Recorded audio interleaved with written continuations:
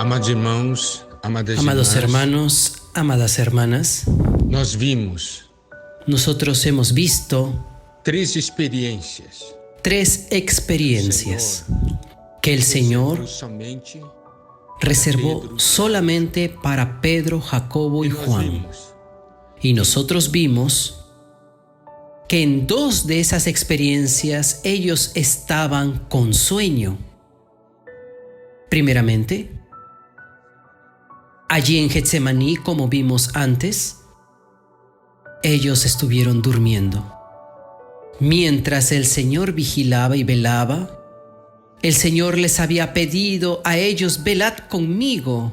El Señor les había dicho a ellos después de encontrarlos durmiendo, que ellos deberían de velar y orar para no caer en tentación. Y Él les dijo que a la verdad el espíritu está dispuesto, pero la carne es débil. Y todo esto porque el Señor los amaba. El Señor sabía lo que iba a venir por delante y que sus discípulos, si es que no vigilaban y oraban, iban a desfallecer en la fe. Pero ellos continuaron durmiendo mientras el enemigo estaba muy activo. Ellos estaban con mucho sueño y ellos durmieron. Y vimos también que en la experiencia del monte de transfiguración, Pedro y sus compañeros, eso está en Lucas 9 del 28 al 32, ellos estaban oprimidos por el sueño y estaban con él rendidos de sueño, mas permaneciendo despiertos vieron la gloria de Jesús. Y en otras versiones dice que ellos vieron en parte algo. Y la tercera experiencia que nosotros hemos hablado es la sanidad de la hija de Jairo, donde el Señor manifestó a los discípulos el poder de la vida, el poder de la resurrección. Pero, ¿qué es lo que nosotros necesitamos comprender? Es lo siguiente: estas experiencias son profundas, tanto que en Mateo 17, versículo 9, en la experiencia del monte de la transfiguración, nosotros encontramos lo siguiente: cuando descendieron del monte, Jesús les mandó, diciendo: no digáis a nadie la visión hasta que el Hijo del Hombre resucite de los muertos. ¿Qué es lo que quiere decir esto? Que contengan la visión hasta que el Hijo del Hombre resucite de entre los muertos. Esto quiere decir que esta experiencia, el significado de lo que ellos vieron, solamente sería entendido, comprendido, asimilado después de la resurrección del Señor. Esto es, cuando ellos tuviesen el Espíritu. Y aún en la experiencia de la sanidad de la hija de Jairo, en Marcos 5, 43, pero Él les mandó mucho que nadie lo supiese.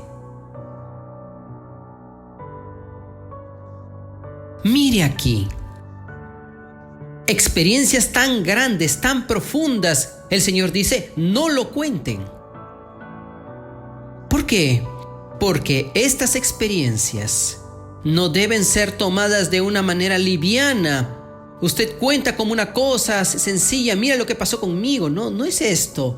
El significado, el alcance de esta experiencia, el alcance es mucho más profundo. Usted entiende ahora por qué Pablo, después de haber tenido la experiencia de ir al tercer cielo e ir al paraíso, de haberse mantenido en silencio por tantos años.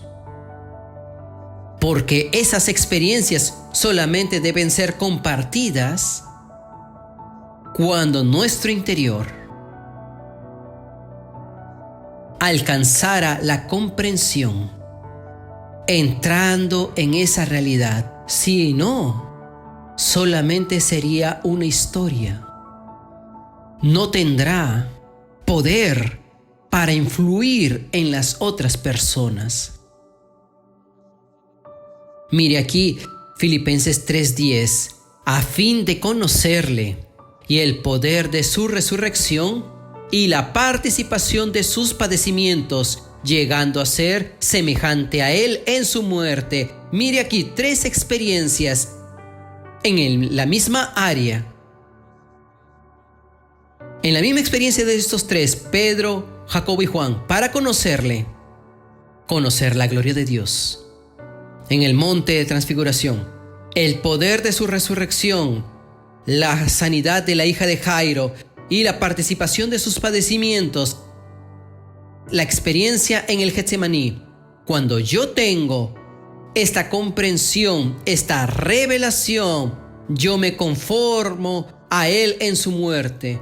Es decir, yo no tengo miedo a enfrentar a todo lo que vendrá por delante, porque yo sé que el resultado será la vida.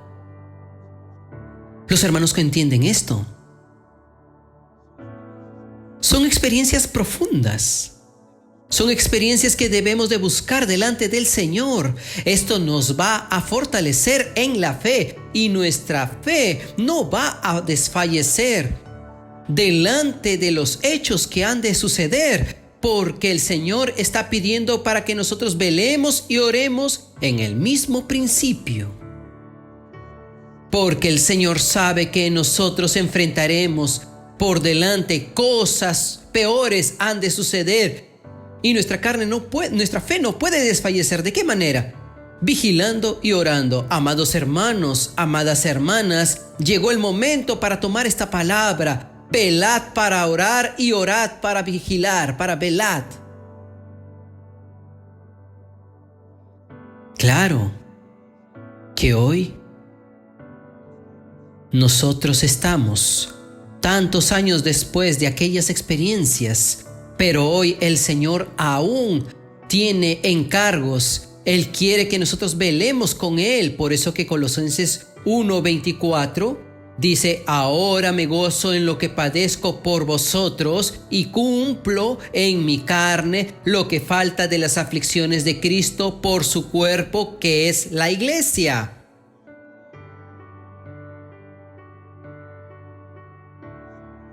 El Señor hoy está preguntando: ¿quién quiere velar conmigo? Para que mi casa, para que mi cuerpo sea edificado. ¿Quién quiere velar y orar conmigo para que la iglesia sea edificada, el cuerpo sea edificado? Oh Señor Jesús.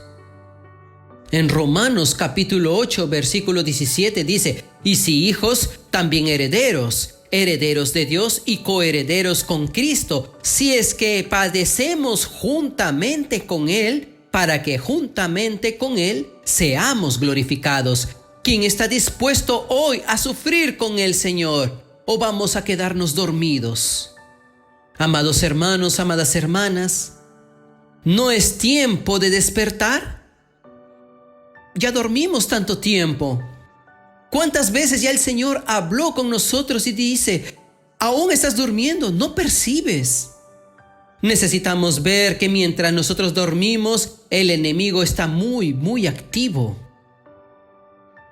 Es la hora de velar y orar, que es las lecciones de Getsemaní. Nos despierten, nos lleven a la realidad de este mandamiento del Señor: velad y orad, que el Señor pueda bendecirnos.